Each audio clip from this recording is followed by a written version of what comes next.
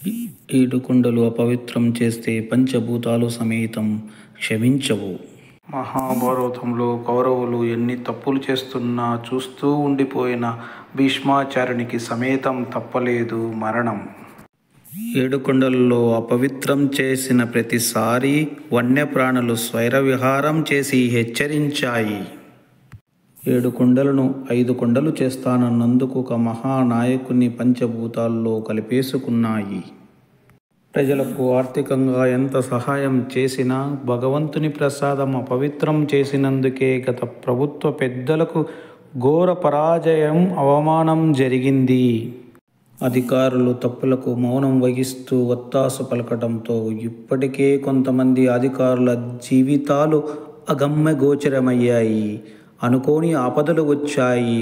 అయినా మారని ఈ అధికారులకు తప్పదు మూల్యం.